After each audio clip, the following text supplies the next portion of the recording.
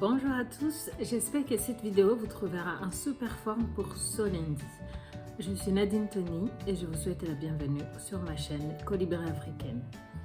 Mes chers colibris, aujourd'hui nous allons parler d'un sujet qui me tient particulièrement à cœur.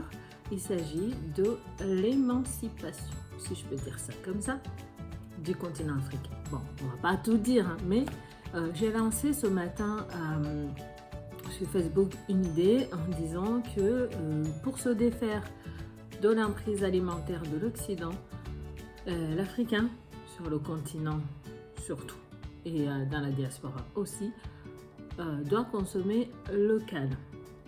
Qu'est-ce que ça veut dire? C'est qu'on doit arrêter de consommer du blé qui vient d'ailleurs, du maïs transgénique, OGM et tout ce que vous voulez qui est nuisible à la santé, du poulet qui vient de Chine, c'est des poules, je ne sais pas, congelées, décongelées dans les conteneurs qui ont du temps, de la viande de bœuf pareil, aller dans les fast-food qui naissent en Afrique comme des petits pains que tout le monde va dedans pour montrer que ça y est, il a un peu d'argent. Non, il faut qu'on arrête ça. Enfin, il faut. Je ne donne de leçons à personne, attention, mais si on veut vraiment s'émanciper de l'Occident, on ne doit pas dépendre d'eux d'aucune façon. Et du coup, pas dépendre d'eux au niveau alimentaire. Parce que quand quelqu'un te tient au niveau alimentaire, il te tient, c'est tout. Quand quelqu'un te nourrit, de toute façon, tu dépends de lui. Tu ne peux pas te défaire comme ça. Mais par contre, en tant que colibri, donc ici, voilà, je ne parle pas de géopolitique et de machin. C'est pas mon domaine, c'est pas mon affaire. Mais moi, mon domaine, c'est de dire à mon entourage, aux autres, via cette chaîne, à vous les colibris, vous êtes responsables de votre vie et vous pouvez créer la vie que vous voulez, pour vous et pour le continent et pour votre pays, en agissant à votre niveau, chacun à notre niveau. Comme le colibri, j'ai déjà donné la légende du colibri. Le colibri ne s'est jamais dit que les petites gouttes d'eau de sa bouche ne vont pas, enfin si, il se l'est dit, je pense que ça ne va pas atteindre le feu de la forêt. Mais il s'est dit, je fais ma part. Il savait ce qu'il voulait, c'est que le feu s'éteigne. Mais en restant sans rien faire, il savait que le feu n'allait pas s'éteindre tout seul. Il a amorcé le mouvement, les autres animaux ont suivi. Donc, ne dis pas, c'est pas parce que moi seul je vais consommer du fonio, je vais consommer du poulet local, je vais consommer des légumes de saison cultivés sur ma terre, que ça va changer quoi que ce soit. Bah si, ça va changer. Ça va changer énormément. Parce que les autres vont te suivre à un moment donné. Ils vont le voir, que tu tiens, que tu es en train de bien faire pour le continent, pour le pays. Moi, par exemple, la dernière fois, enfin, quand j'ai été en Afrique en 2008 et puis encore en 2018, oui c'est ça, une fois au Bénin et puis je suis retournée au Rwanda. Je mange local, je mange les produits locaux parce que déjà ça me manque et puis voilà, c'est bon quoi. Je ne me rue pas sur les frites ou les burgers. Et par contre, les personnes qui sont sur place, peut-être pas au Bénin, mais au Rwanda, les gens sur place, beaucoup veulent aller manger dans les restaurants chics où on va te proposer burgers frites, tout machin, les choses qu'ils n'ont pas l'habitude d'avoir, alors que c'est mauvais pour leur santé. Tu leur dis c'est mauvais pour ta santé, oui mais c'est trop bon et tout, c'est chic. Pizza, les restaurants de pizza sont full.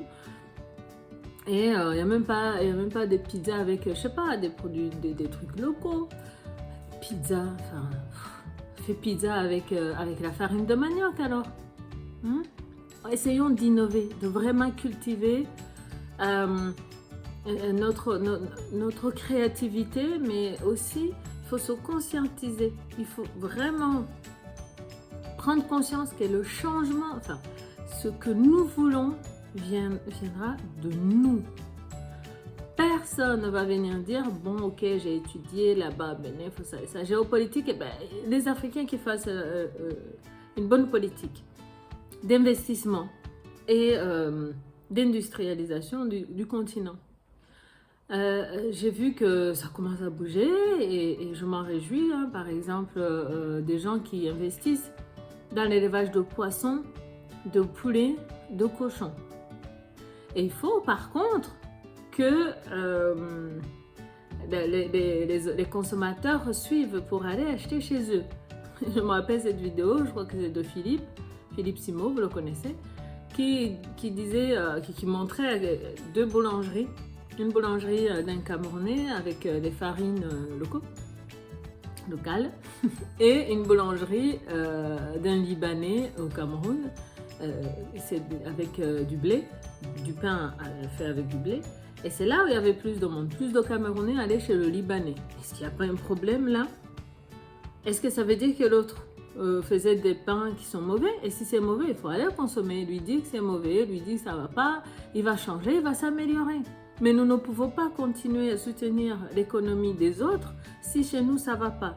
Attention, je ne dis pas qu'il faut aller se cloisonner, on ne veut plus d'autres personnes. Non, non, ce n'est pas mon délire. Et puis moi, je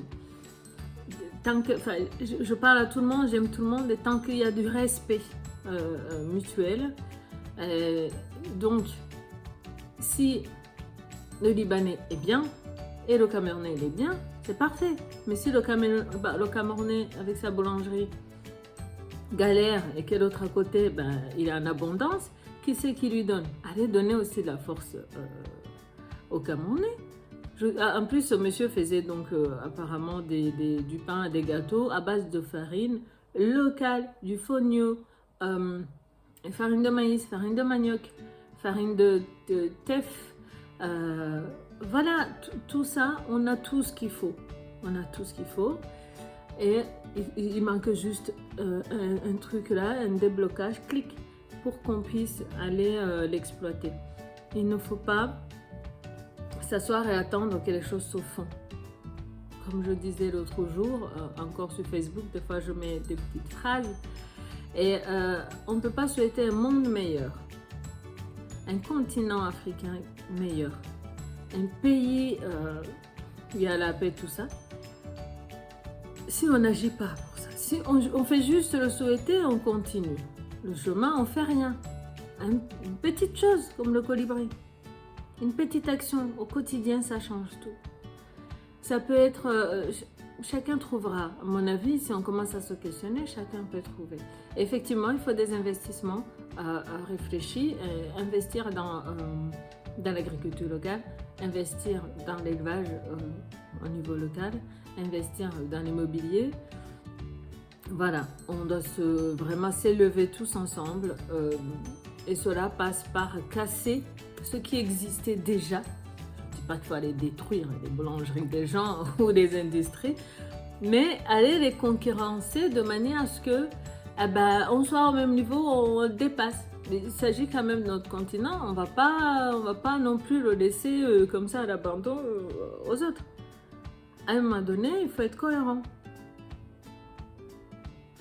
Voilà, c'était le message que j'avais. Et dis-moi ce que tu en penses en commentaire. Si vraiment tu penses qu'en consommant local, on peut contribuer à ce qu'il y ait déjà plus d'agriculture, plus d'élevage.